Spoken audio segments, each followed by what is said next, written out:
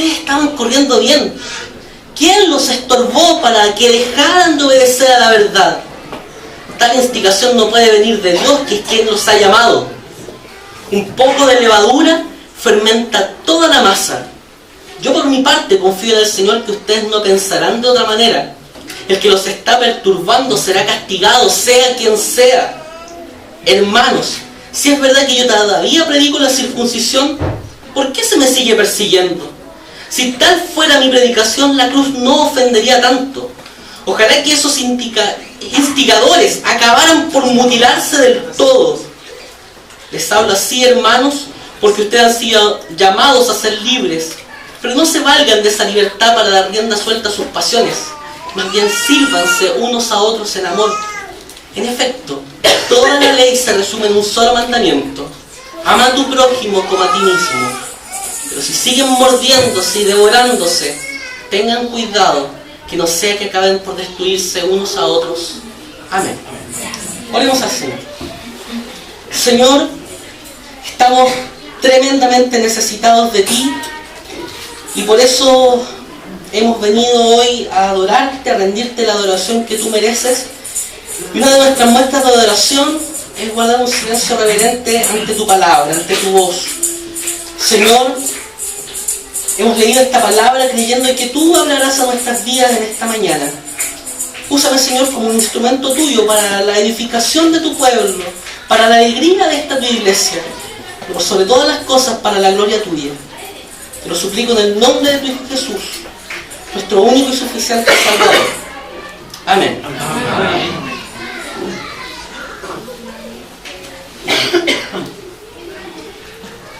Incluir un gesto técnico al inicio de este sermón, que es arremangarme. Si uno leyó y leímos siguiendo el tono del capítulo que hemos visto, probablemente Pablo haya hecho lo mismo cuando estaba escribiendo esta carta. Se haya arremangado, ustedes ven, incurre en varios sarcasmos de los cuales vamos a dar cuenta durante el sermón. Quiero citar a un autor que señala lo siguiente: hemos vivido demasiado tiempo como animalitos acorralados, confinados en un estrecho marco de prohibiciones. Por demasiado tiempo nos hemos sometido a lo se puede hacer y no se puede hacer de los monarcas de la religión. Por años hemos estado dormidos, mientras los asesinos de la gracia realizan su siniestra obra. Basta, es tiempo que despertemos. El amanecer brilla con la luz de la gracia. Estas palabras las he tomado de uno de los libros más revolucionarios que alguna vez he leído en mi vida: El despertar de la gracia, de Charles Swindoll. Y es precisamente que he tomado estas palabras porque los asesinos de la gracia han hecho que una de las verdades más importantes emergidas en el periodo de la Reforma, y hablo de una verdad emergida porque no es una verdad que inventaron los reformadores, sino una verdad que relevaron a partir de la lectura de la Escritura. Me refiero en este caso a la libertad cristiana, que ha quedado producto de esa obra, de los monarcas de la religión, de los asesinos de la gracia, puesta en un escondite como si se tratara de un tabú. No faltaría que diga, es que la predicación de la gracia y de la libertad nos pueden llevar al libertinaje que se opone a toda la ley. Puede que ocupen hasta un concepto teológico así bien rebuscado, que es el de antinomianismo. Probablemente nos acusen cuando hablemos de la libertad cristiana de esa característica. Y sí, claramente la predicación del Evangelio de la Gracia es riesgosa y también es ofensiva para muchos. Pero hoy día, quienes predicamos la palabra del Señor debemos asumir el riesgo de anunciar el Evangelio tal cual es. Martin Lloyd-Jones, un gran predicador reformado, decía de la siguiente manera: la verdadera predicación del Evangelio de salvación por gracia, y solamente por gracia, siempre conduce a la posibilidad de que se impute este cargo, es decir, la idea de que uno está hablando de ideas que van a producir libertinaje en las personas.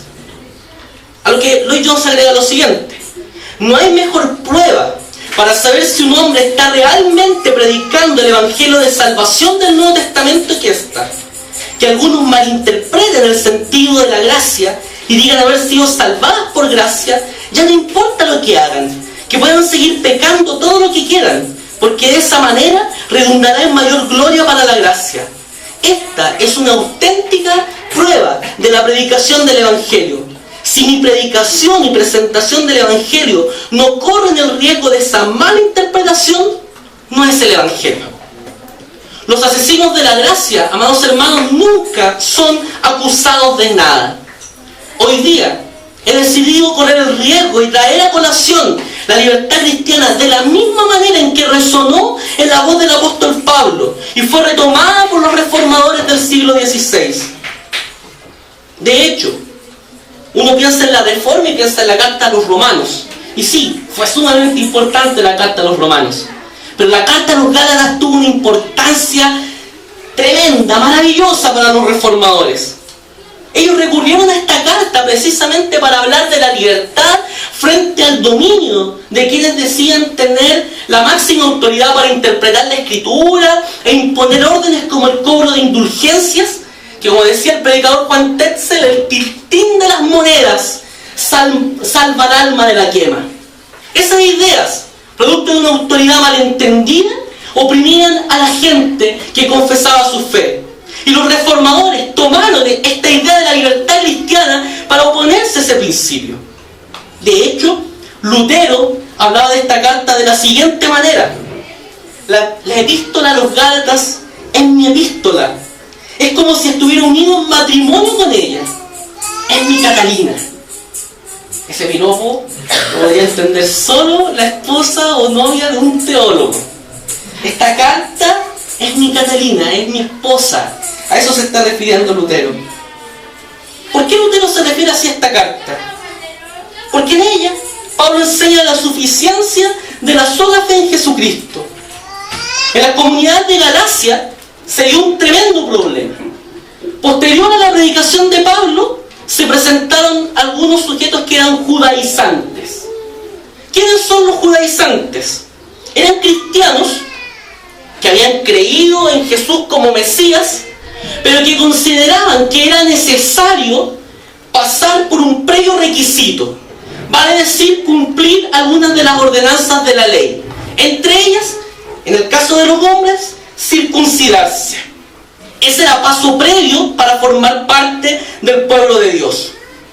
Y de hecho, hacían tan bien la pega que eran cristianos itinerantes que iban recorriendo todos los pueblos por los cuales pasaba el apóstol Pablo.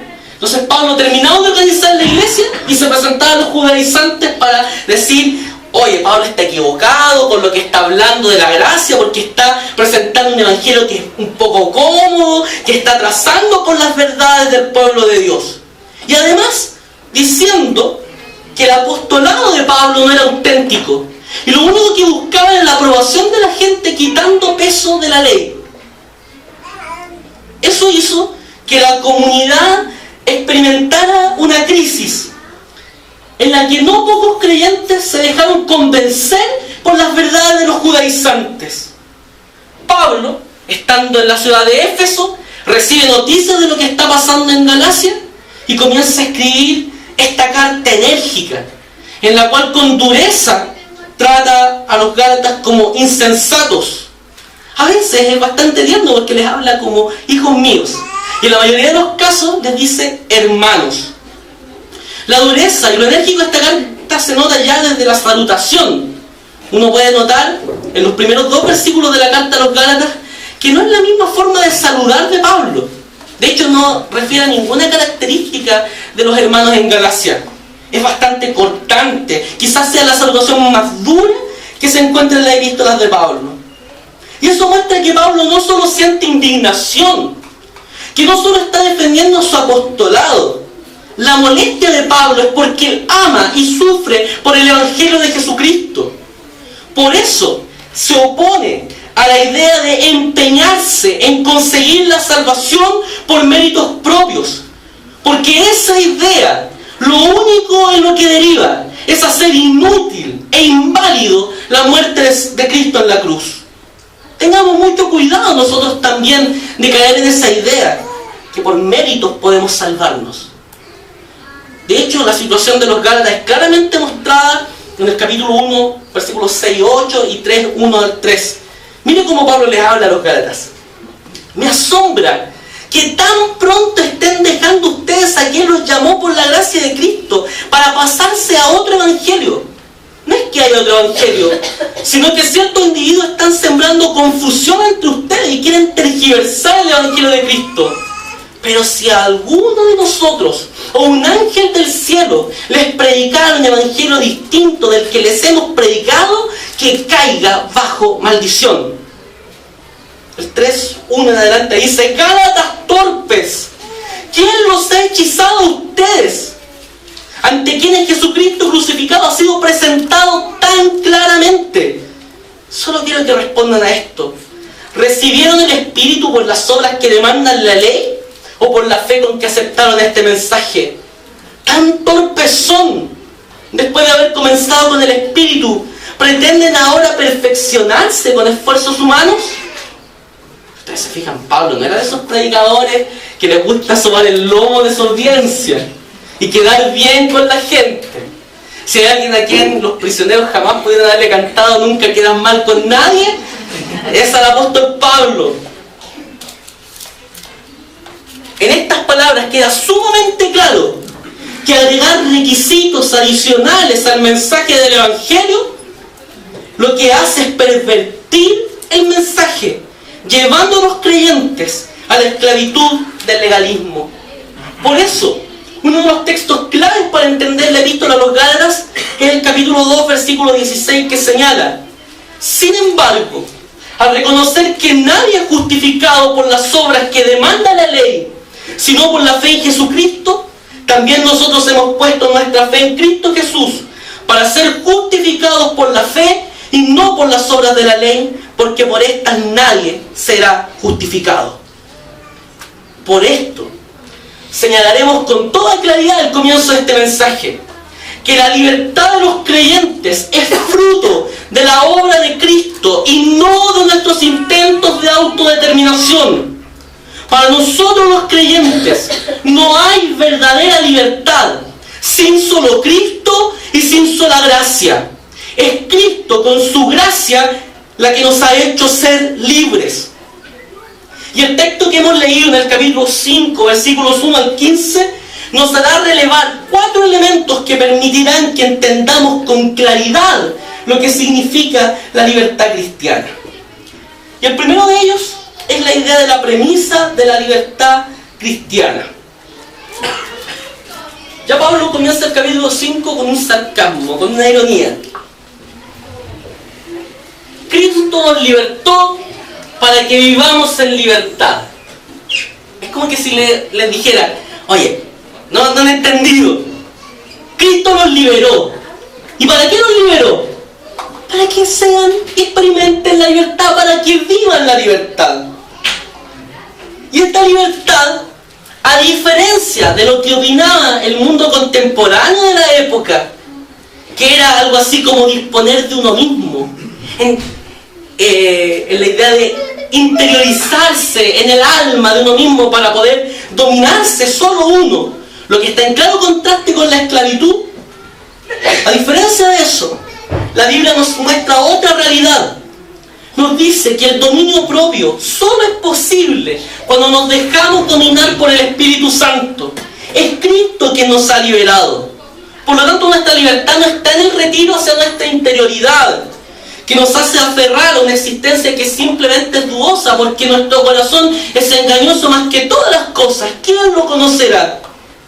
Sin Cristo simplemente seríamos esclavos del pecado. Por eso la invitación es a que no nos sometamos nuevamente al yugo de la esclavitud, sino que estemos firmes en la libertad con la que Cristo nos hizo libres. La idea del yugo es una figura de sujeción, y en el caso de este versículo también denota opresión.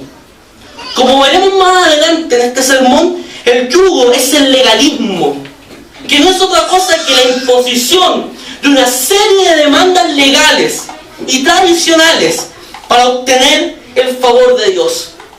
De hecho, años más adelante, la iglesia primitiva llevará a cabo un concilio en Jerusalén, que aparece registrado en el capítulo 15 del libro de Hechos, y allí Pedro señala lo siguiente: entonces, ¿por qué tratan ahora de provocar a Dios poniendo sobre el cuello de esos discípulos, refiriéndose a los gentiles, un yugo que ni nosotros ni nuestros antepasados hemos podido soportar. No puede ser. Más bien, como ellos, creemos que somos salvos por la gracia de nuestro Señor Jesucristo. Antes que la iglesia primitiva definiera doctrinalmente como parte de su teología sistemática en los primeros tiempos, Pablo ya estaba señalando que no se puede sustituir el mensaje del Evangelio con ideas de cumplimientos de obras ni con tradiciones, porque complementar el mensaje de Cristo es simplemente sustituirlo. Como diría William Hendrickson, un Cristo suplementado es un Cristo suplantado. Esas enseñanzas, las enseñanzas del legalismo, son esclavitud, y nosotros no debiésemos prestar oído a esa falsedad. Tengamos mucho cuidado con las predicaciones que escuchamos, con los mensajes que leemos, con los libros que leemos. Mucho de legalismo está proliferando en el día de hoy.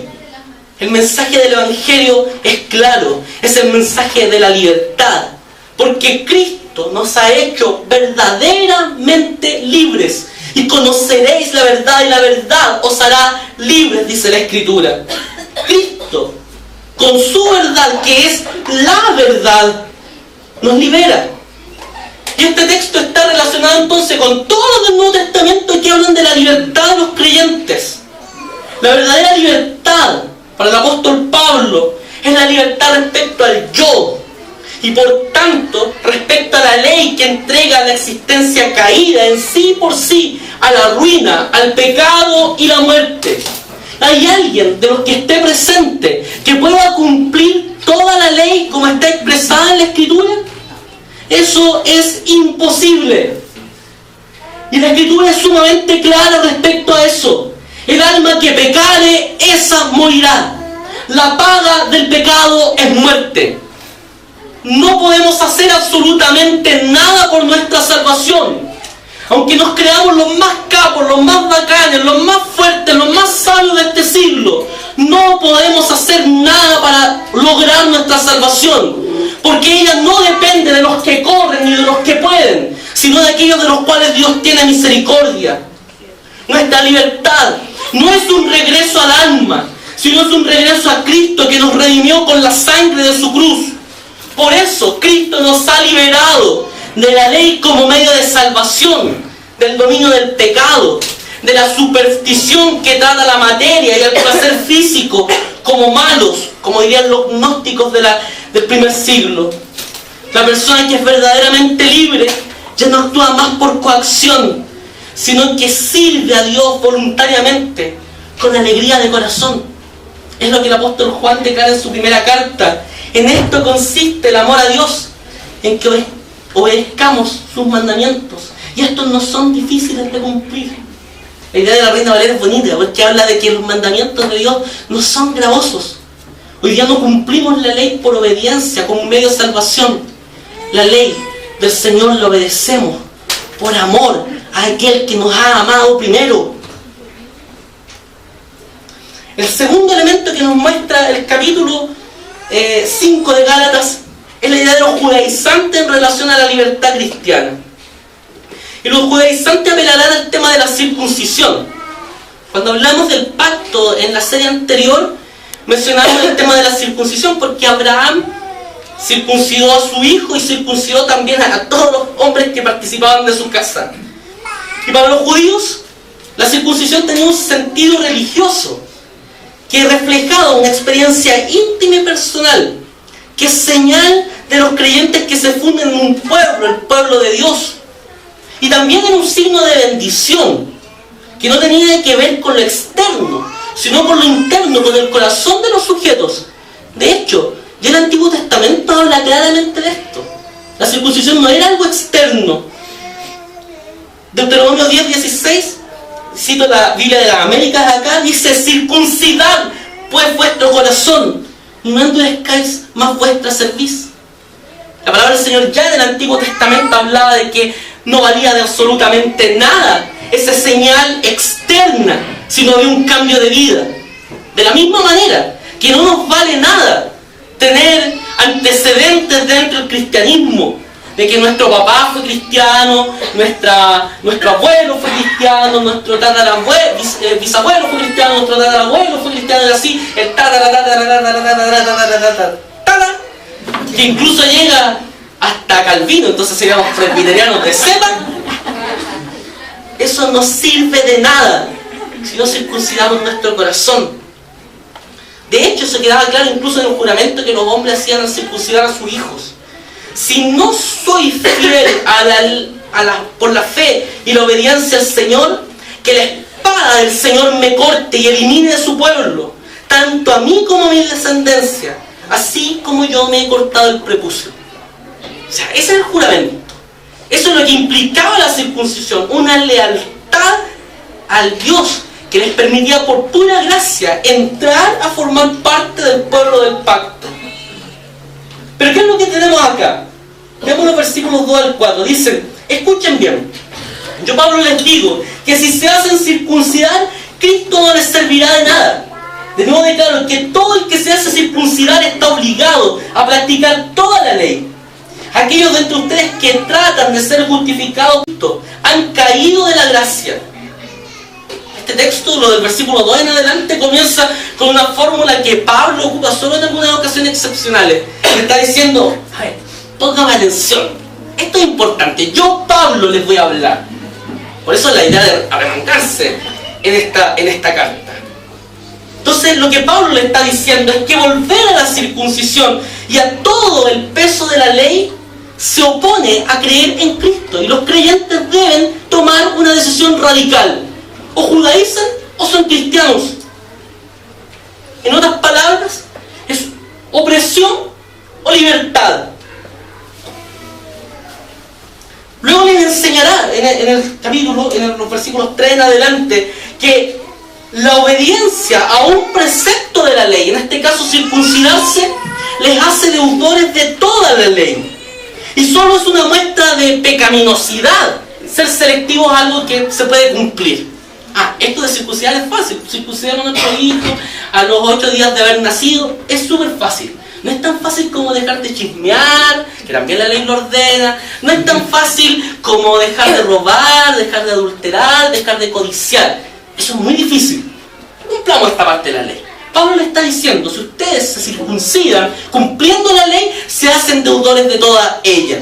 Y eso solo trae condenación. Por eso, el apóstol Pablo señala al final del versículo 4 que los que han hecho eso han roto con Cristo y han caído de la gracia. Es como que esos sujetos se trasladan a otro terreno, saliendo del espacio en el cual domina el don gracioso, el don amoroso de Dios. Quedan fuera del alcance divino de la gracia.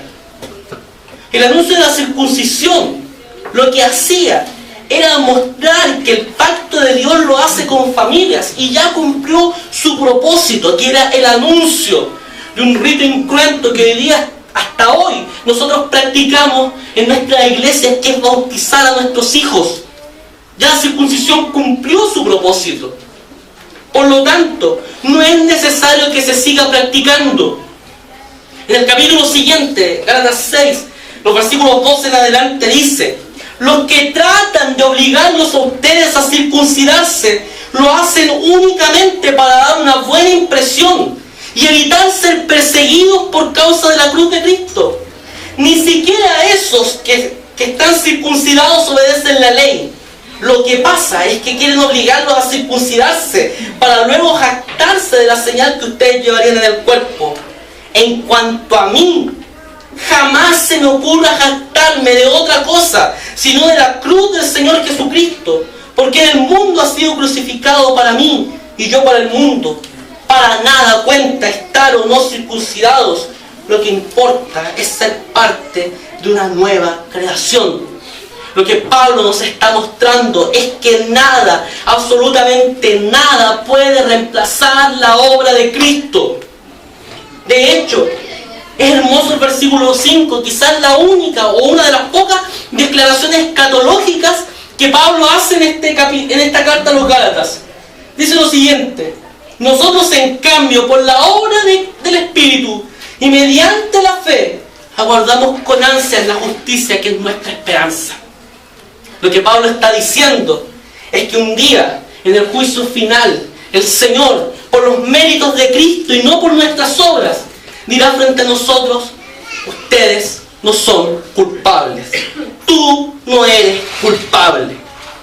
Eso es simplemente por el mérito de Cristo. Y hoy día, la obra de la justificación por la fe, la salvación que el Señor ha hecho con nosotros, y la obra santificadora que el Espíritu Santo hace cotidianamente en nuestra vida, es muestra de esta fe que actúa mediante el amor.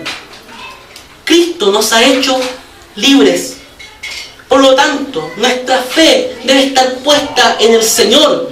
Y cuando estamos hablando de fe, estamos hablando de conocimiento y de sentimientos. Pero por sobre todas las cosas, estamos hablando de una obediencia activa que se expresa en actos de amor. La fe en Cristo nos hace libres para que actuemos en amor.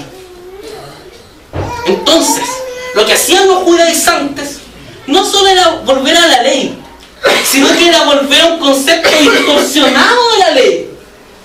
Martín Lutero, en su comentario a los Gálatas, decía: por lo tanto, el que se deja desviar hacia la ley vuelve a vivir en sí mismo, practica su propia obra, su propia vida, su propia palabra.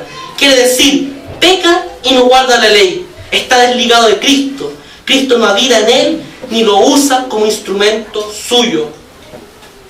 Súper claro el mensaje de Cristo. Cualquier otra cosa que ponga obras para ganar méritos, lo único que hace es poner un altar para nosotros mismos y dejar de adorar al Dios vivo. Y Dios no comparte su gloria con nadie.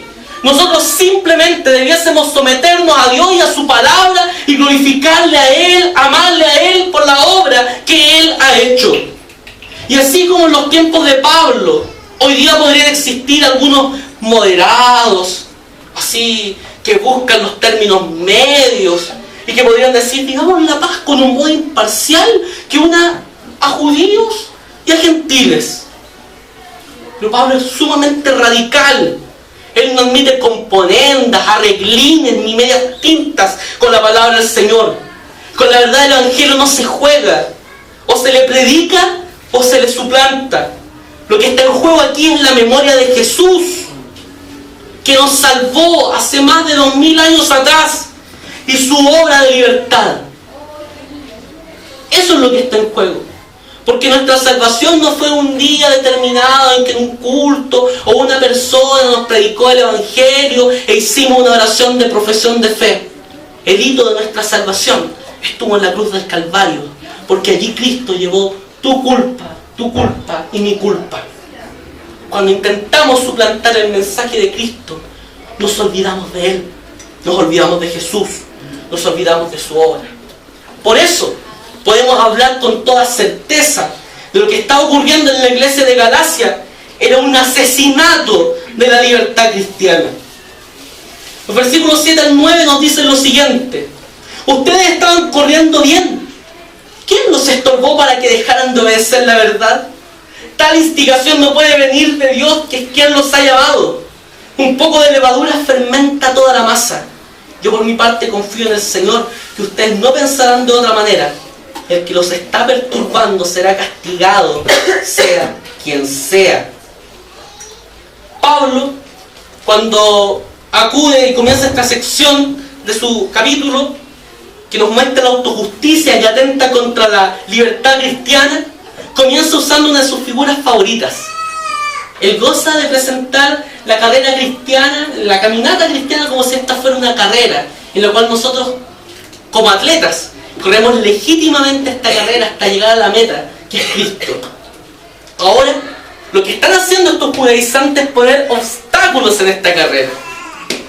Ponerse entre medio, para que la gente no pueda continuar su avance por el mensaje de la gracia. Los judaizantes han hecho eso. Han estorbado la vida de la comunidad según la doctrina de la gracia. Pero también han estorbado la predicación del Evangelio en esa ciudad. Por eso Pablo es tan duro en decir que esto se trata de una instigación. que no puede venir de Dios. Esto es simplemente una obra humana. Y de hecho, esta instigación es comparada con la levadura. Solo en un caso en la Escritura, que es la comparación que Jesús hace en Marcos respecto al reino de Dios con la levadura, hablando de ese poder que tiene el Evangelio de extenderse por todo el mundo. Solo en ese caso es ocupada la levadura como un símbolo de algo bondadoso. En todos los demás, cuando se habla de la levadura como un símbolo, está hablando de algo negativo, de algo malo, de algo dañino. Y en este caso específico está hablando de falsas enseñanzas. En este caso lo que Pablo está diciendo es algo así como que un solo falso maestro puede echar a perder toda la buena enseñanza.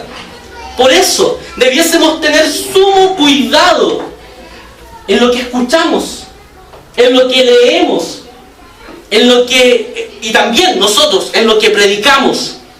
Por eso la actitud de ustedes debiera ser como la de los hermanos de Berea. ¿Está bien lo que está diciendo este hermano? ¿O no está cuenteando? Y si quedan dudas, llegar a la casa y leer la Biblia, leer la Escritura y asegurarse de lo que uno está diciendo es lo que la palabra del Señor nos muestra. Porque cualquiera, sea en esos templos donde hablan apóstoles, sus nuevas revelaciones, o en estas iglesias que dicen ser reformadas, sea quien sea el que pronuncie otro evangelio, el tal está bajo maldición, como dice la Escritura. Es riesgoso hablar del evangelio de Cristo. Claramente es riesgoso. Y tenemos que hacerlo con total seguridad. No escuche las falsas enseñanzas que a usted le dicen: tú puedes. Descubre al campeón que hay en ti. Y que nos hablan de la obra del Espíritu Santo en sus libros, y lo que sale en la foto de portada son ellos. Basura. Basura al lado del verdadero conocimiento de Dios y su gracia. No sustituyamos el Evangelio de Cristo. Por eso Pablo habla con seguridad en los siguientes versículos 10 al 12, diciendo: yo por mi parte confío en el Señor, que ustedes no pensarán de otra manera. El que los está perturbando será castigado, sea quien sea. Hermanos, si es verdad que yo todavía predico la circuncisión, ¿por qué se me sigue persiguiendo? Si tal fuera mi predicación, la cruz no ofendería tanto. Ojalá que esos instigadores acabaran por mutilarse del todo. Predicar el Evangelio es hablar de la libertad. Y por eso Pablo afirma dos certezas que él tiene. La primera de ellas es que Dios va a resguardar la verdad bíblica en la comunidad de fe.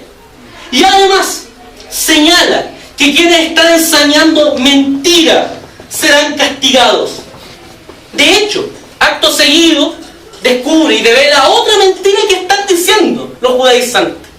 Los judaizantes decían que Pablo también era un judaizante encubierto.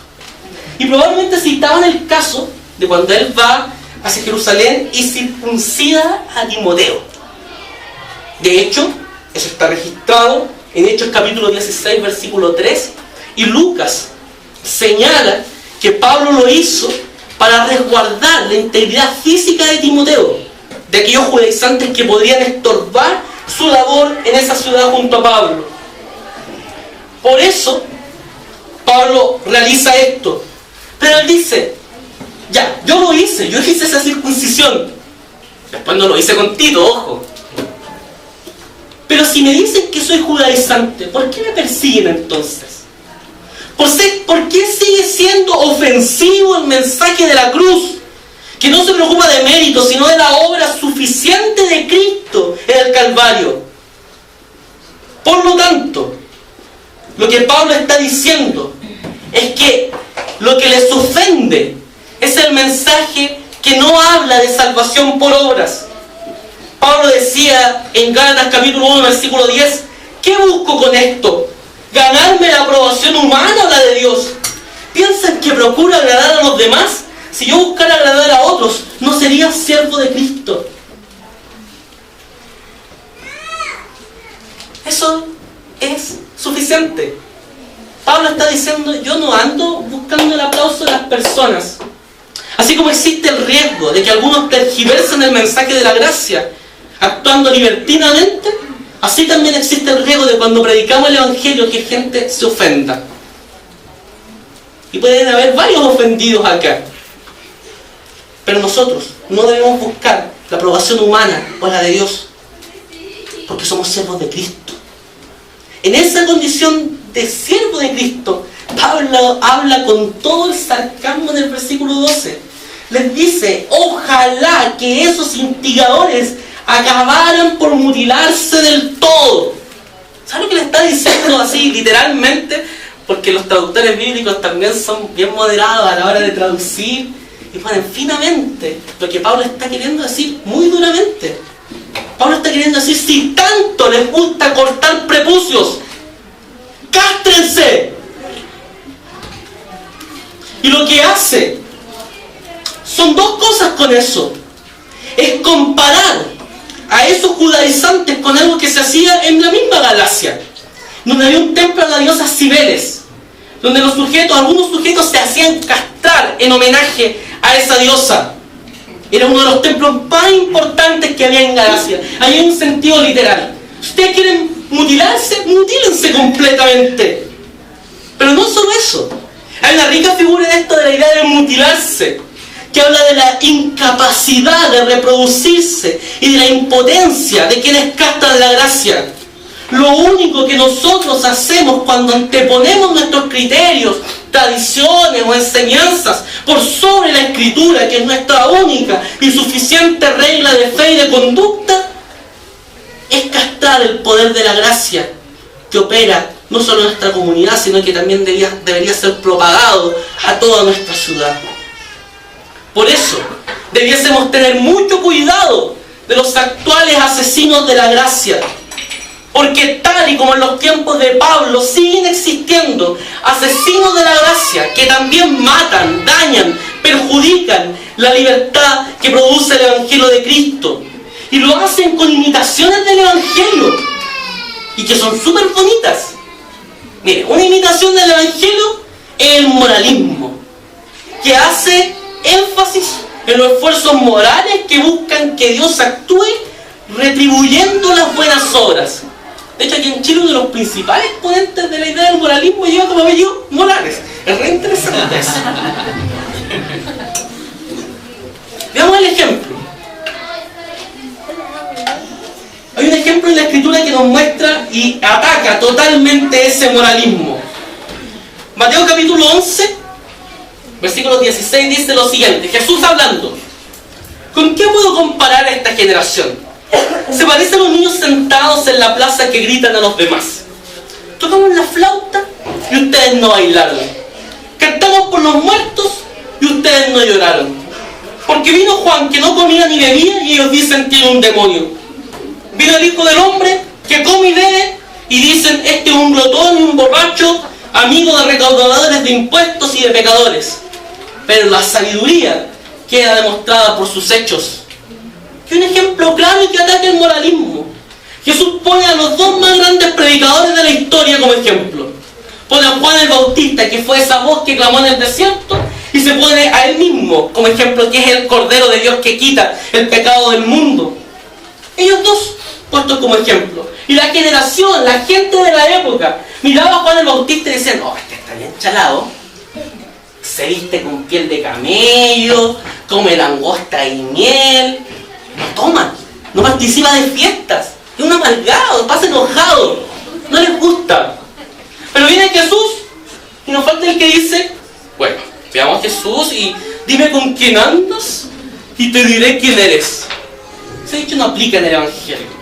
Cristo anduvo con publicanos y pecadores y la gente decía de él, este es un glotón y un borracho, amigo de recaudadores de impuestos y de pecadores.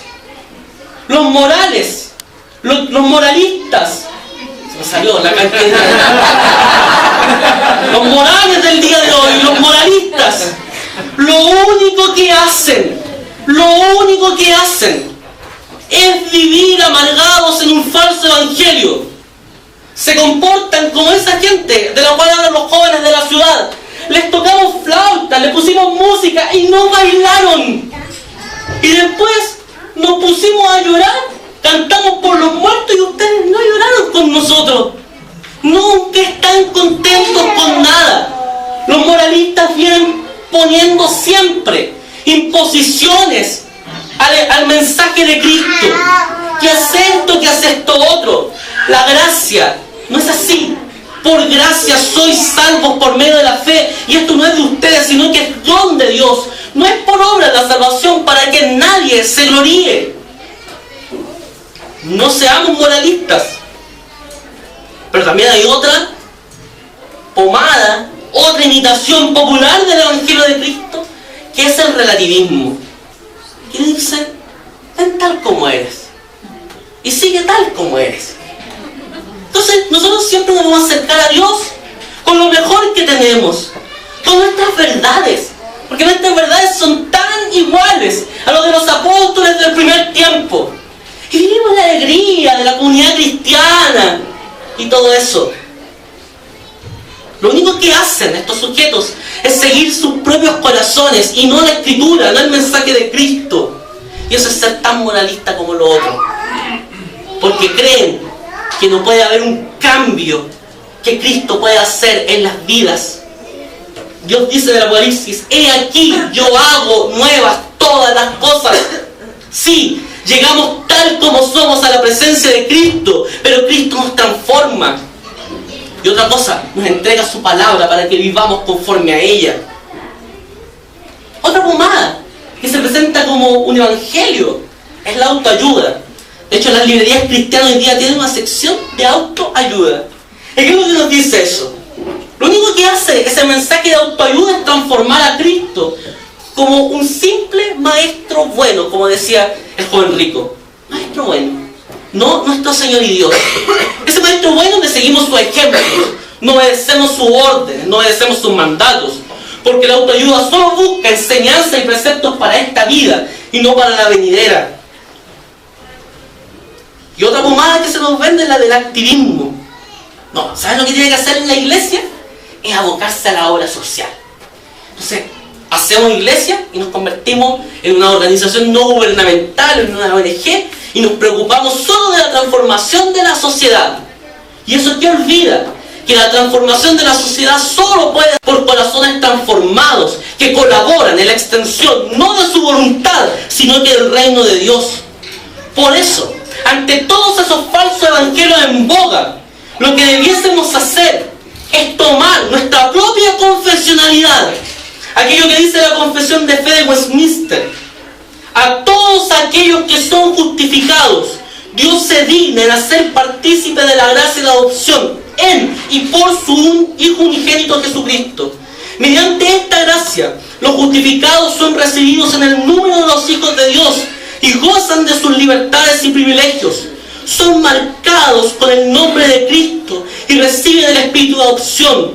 Tienen libre acceso al trono de la gracia y son capacitados para clamar Abba Padre. Son compadecidos, protegidos, cuidados y castigados por Él como un Padre, pero nunca son desechados, sino que son sellados para el día de la redención y heredan las promesas como herederos de la salvación eterna. La ausencia de la circuncisión no significa no cumplir la ley. De hecho, Pablo en su primera carta a los Corintios dirá: para nada cuenta estar o no estar circuncidados. Lo que importa es cumplir los mandatos de Dios. De hecho, la continuidad que se halla entre el Antiguo y el Nuevo Testamento es que el cumplimiento de la ley se realiza por la obra del Espíritu Santo en nosotros.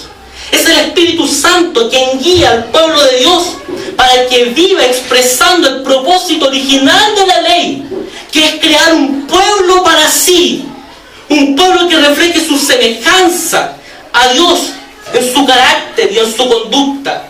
La ley es el maestro, el profesor antiguo que nos toma de la mano y nos conduce hacia Cristo, sin el cual el cumplimiento de la ley sería imposible.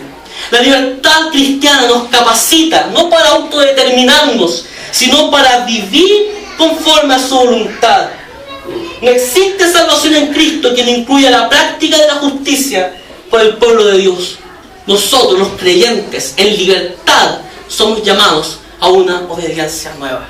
Hay una canción muy bonita que a veces cantamos aquí en Puente de Vida que dice: ahora soy libre y esclavo por amor. Eso es lo que somos.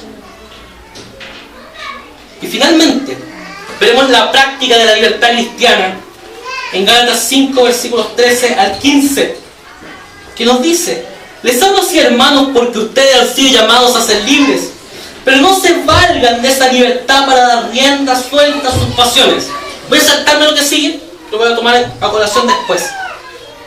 Dice, versículo 15: pero si siguen mordiéndose y devorándose, tengan cuidado, no sea que acaben por destruirse unos a otros.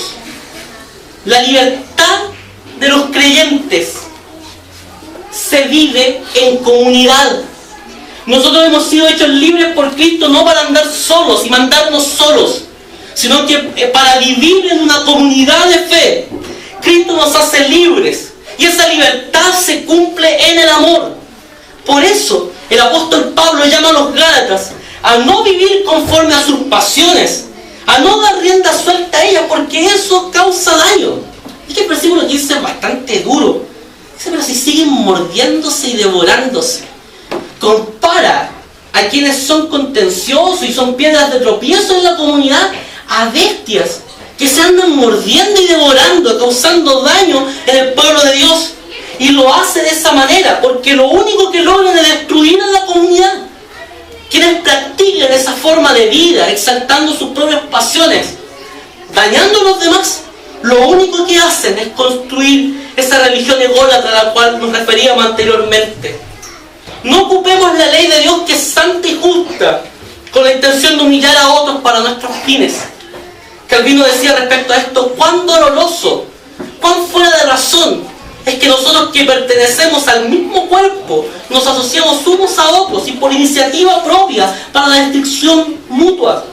Nosotros, que formamos parte del cuerpo de Cristo, contribuyamos no para la destrucción de la gente, sino para su edificación, para su crecimiento espiritual, para ayudarnos en los momentos en los que nos sentimos solos. Allí es donde debemos estar, no dañando, no perjudicando a los demás. Y la Escritura es sumamente clara: la libertad se cumple en la ley del amor. Al final del versículo 13 dice: más bien sírvanse unos a otros por amor. En efecto, toda la ley se resume en un solo mandamiento: ama a tu prójimo como a ti mismo. Pablo nos dice con suma claridad que la libertad de los creyentes es para dos cosas: para servir y amar. De hecho, en Romanos él declaraba: el amor no perjudica al prójimo. Así que el amor es el cumplimiento de la ley. Para eso debemos ser libres, para buscar el beneficio de nuestro prójimo. ¿Por qué? Porque el amor no busca lo suyo propio, no se irrita, no guarda rencor. El amor hace precisamente la justicia, no se goza de la injusticia, se goza de la verdad. Todo lo sufre, todo lo cree, todo lo espera, todo lo soporta. Nos gusta citar ese pasaje. Bueno, para eso somos hechos libres, para vivir esa realidad. Agustín de Hipona lo expresó de la siguiente manera: ama y haz lo que quieras, porque de esta buena raíz del amor es imposible que brote ningún fruto malo. Hoy día eso ha sido tergiversado, esa idea de ama y haz lo que quieras, y es puesto como excusa. Hay algunas personas que son mujeriegos, hombres que son mujeriegos, y ponen esa razón: bueno, yo amo, hago lo que quiero. ¿Sí? Y uno le dice: no, es que tú adulteraste y fallaste al compromiso que hiciste con... Me da lo mismo, si yo no la amo a ella, la amo a ella. Y cuando llega de eso, el amor, se acaba toda posibilidad de argumento. Eso es una mala cita de Agustín. Agustín lo que está queriendo decir es amar. ¿Y qué es amar en la Escritura? Amar a Dios con todo nuestro corazón, con toda nuestra alma, con todas nuestras fuerzas, y a nuestro prójimo como a nosotros mismos. Si amamos de esa manera, hacemos lo que queramos, ningún fruto malo puede salir de aquello. Una palabra para los fuertes, los débiles y los débiles que se dicen fuertes. Permiso, voy a tomar un tecito para...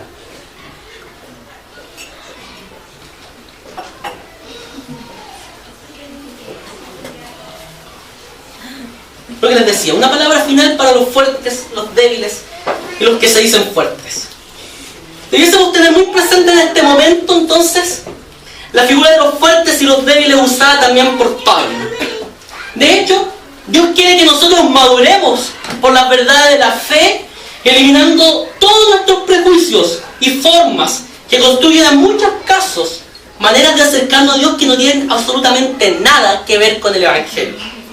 O sea, hay mucha gente que se comporta de manera débil, que lo único que hace es poner tropiezo a su andar en Cristo. Dios quiere que todos los creyentes que formamos parte de comunidades cristianas maduremos. De hecho, Pablo le dice a su hijo Timoteo, a su hijo espiritual Timoteo, en su primera carta, en el capítulo 4, los versículos 1 en adelante. El Espíritu dice claramente que en los últimos tiempos algunos abandonarán la fe para seguir inspiraciones engañosas y doctrinas diabólicas.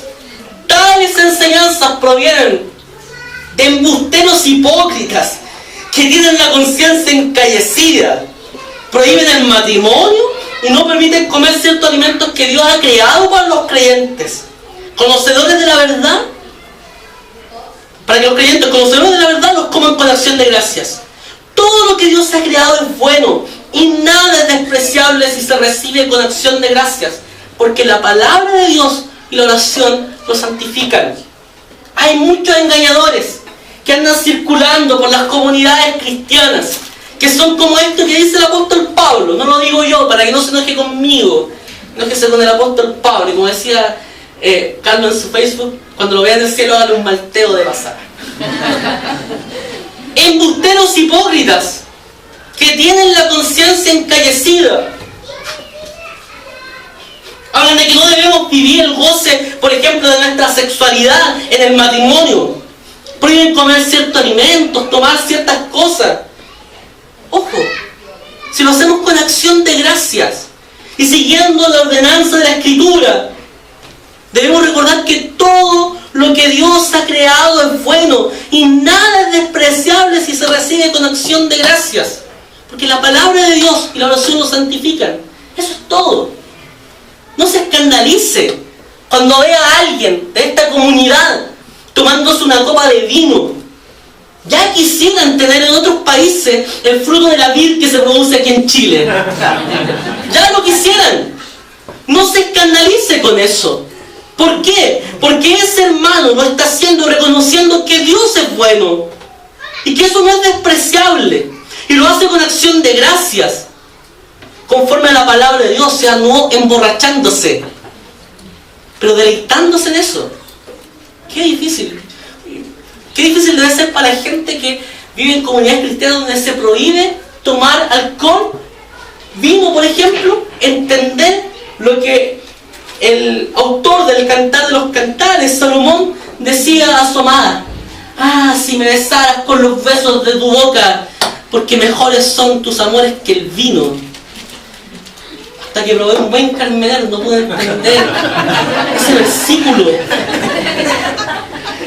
Es eso, hermanos. No ponga reglas que no aparecen en la Escritura. No eche más carga de la que otros puedan llevar. Deleítese, gócese. Si usted tiene problemas con la bebida, no vuelva a la esclavitud. Sea libre. Dios lo ha hecho libre de esa esclavitud nueva. Pero no critique a otros por beber. Yo también tengo otros pecados que debo dejar porque me hacen daño, que probablemente para ustedes no sean pecados. ¿Por qué? Porque todo lo que proviene del temor, dice la Escritura, y produce culpa, no es de Dios, es pecaminoso.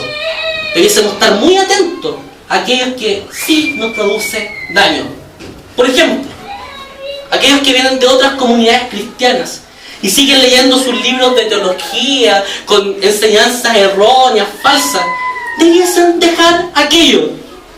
Vladimir siempre ocupa una frase, una palabra, un concepto, que es despiojarse. Despiójese. Lea cosas buenas. Lea autores reformados. Lea por sobre todas las cosas la Escritura. Y después, más adelante, cuando esté viejito, si le queda tiempo, lea a esos otros autores. Pero llene su corazón, llene su mente de las cosas buenas. Desintoxíquese de las malas enseñanzas. Dios no lo ha llamado a ser esclavo de esos conceptos, sino que lo ha hecho libre también de ellos. Ve que hay otras cosas que no son pecado para algunos, pero que sí son pecado o pueden ser pecado para usted, causando su ruina. Nos preocupamos siempre de eso, de la idea del vino y de otras cosas, y no ponemos también acento en cosas que son también realmente importantes. Ojo, lo que la Escritura nos está diciendo es que no hay separación entre lo sagrado y lo profano. Las cosas son sagradas por quienes las realizan y no porque lo sean previamente. Por lo tanto, debemos deleitarnos con las cosas que Dios nos ha dado. Pero los maduros en la fe, los fuertes en la fe, como maduros que son, porque la madurez, la fortaleza de los cristianos es sinónimo de madurez, no de estar podrido. Los maduros deben actuar con amor en relación a los débiles. De hecho, Pablo en su primera carta a los Corintios pone un ejemplo de la época. Él dice que en Corinto habían templos donde se sacrificaban carnes y la gente iba a comer a esos templos. Entonces las carnes que ofrecían en los templos eran las mejores carnes, entonces era un deleite comerse un platito de eso. Bueno, Pablo decía lo siguiente: ¿qué son los ídolos? ¿Qué son los ídolos? Nada. Entonces, ¿qué me impide comer carne de los sacrificados los ídolos? Absolutamente nada, porque yo lo voy a hacer con acción de gracia al verdadero Dios y punto. Pero ojo, luego agrega después de eso, porque él tiene clara su libertad de conciencia. Pero nuestra libertad de conciencia no es el principio clave de la Reforma. Somos libres en nuestra conciencia, pero esa conciencia debe estar esclava, sometida, cautiva a la palabra de Dios. Por eso él dice lo siguiente: pero no todos tienen conocimiento de esto. Algunos siguen tan acostumbrados a los ídolos que comen carne sabiendo de que ha sido sacrificado un ídolo, y su conciencia se contamina por ser débil. Pero lo que comemos no nos acerca a Dios. No son mejores por comer ni peores por no comer. Sin embargo, tengan cuidado de que su libertad no se convierta en motivo de tropiezo para los débiles. Porque si alguien de conciencia débil te ve a ti, que tienes este conocimiento, comer en el templo de un ídolo, ¿no se sentirá animado a comer lo que ha sido sacrificado a los ídolos? Entonces ese hermano débil, porque en Cristo murió, se perderá a causa de tu conocimiento. Al pecar así contra los hermanos, hiriendo su débil conciencia, pecan ustedes contra Cristo. Por lo tanto, si mi comida ocasiona la caída de mi hermano, no comeré jamás, para no hacerlo caer en pecado. La Escritura es sumamente clara. No debemos ser causa de tropiezo para nadie. Si vemos que hay algo que le hace daño a un hermano, cuando estamos con él, no debiésemos practicar eso. Nuestra libertad nos hace también libres para abstenernos. Y algunos dirán: ¿y por qué me tengo que abstener de algo que me gusta? Por el solo hecho de que alguien no ha comprendido a cabalidad el Evangelio. A lo que voy a responder con una pregunta. Y a los débiles que se escandalicen de mi respuesta con una pregunta, Jesús también lo hacía. No se escandalicen con eso, no es falta de educación responder con preguntas. Mi pregunta para aquellos que dicen: ¿por qué me tengo que abstener de algo que me gusta? Si yo soy libre. Esa persona es la que no ha entendido el Evangelio. La pregunta es: ¿puedes abstenerte o no de aquello que crees que te hace libre por amor a tu prójimo? ¿Puedes abstenerte de aquello que es objeto de tu libertad por amor a tu hermano que es más débil?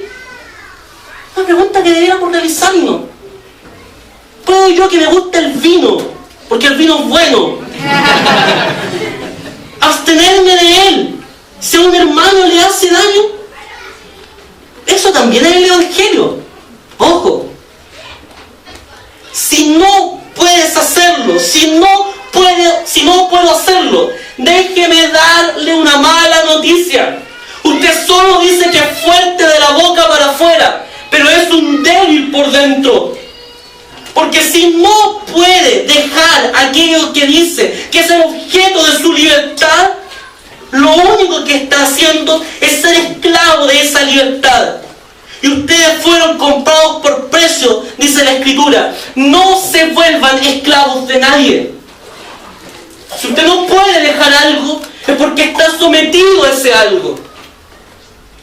Por amor, debiésemos también aprender a abstenernos. Y otra cosa, deje de pelear por tonteras que no sirven de nada. Hay una cantidad de grupos de Facebook y cosas por el estilo. Sí, hija. Hay una cantidad de grupos de Facebook que son cristianos, y de uno, yo participo de uno solo, y dejé otro porque me aburría tener 45 notificaciones en una hora. Pero esta semana en ese grupo en el que participo de Facebook me llegaron también pues, como 20, 50 notificaciones al día. En una discusión, ¿podemos o no podemos tomar vino? Oiga, eso no es un tema relevante.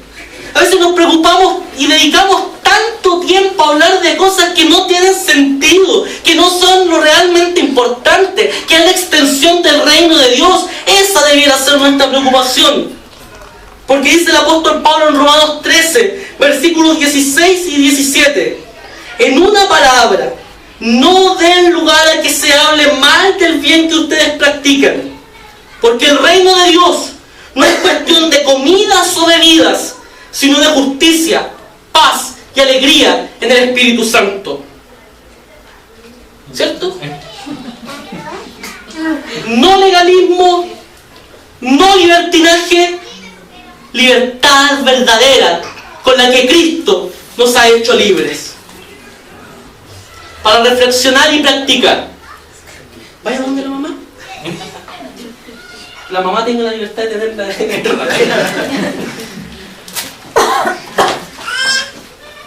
¿ven? Si no la hubiera tomado en cuenta, le hubiera hecho llorar y hubiera sido causa de tropiezo para alguien más débil. Poniendo en práctica el sermón de inmediato. Para reflexionar y practicar. Muchos de los que nos reunimos hoy en esta iglesia venimos de contextos eclesiales en los que algunas expresiones son vedadas. Son casi antibíblicas para algunos. Seguridad de la salvación, salvos siempre salvos, gracia que libera, y tantas otras son consideradas en esas comunidades un peligro. De hecho, en algunas de ellas Calvino viene a ser algo así como un instrumento del diablo, ligada a enseñanzas que producen libertinaje en las personas y nos conducen, no juegan el concepto, pero eso es, nos conducen a la gracia barata, siguiendo la idea de Bonhoeffer.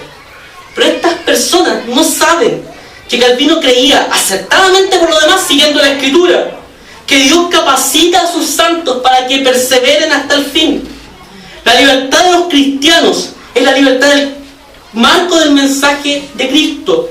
No es simplemente el dejar hacer, dejar pasar de la ideología liberal, que es tan peligrosa como otras ideologías que se introducen en la iglesia.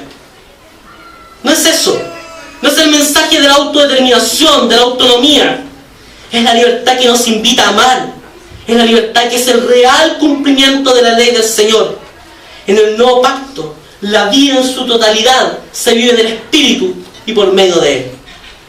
En segundo lugar, para reflexionar, para nuestra reflexión, para que yo esté que este tema es importante, en 1520 escribió un tratado, del cual también fue llamado a retractarse en la dieta de Worms, cuando él dice que él no se va a retractar a no ser de que se le muestre por la Escritura que está equivocado.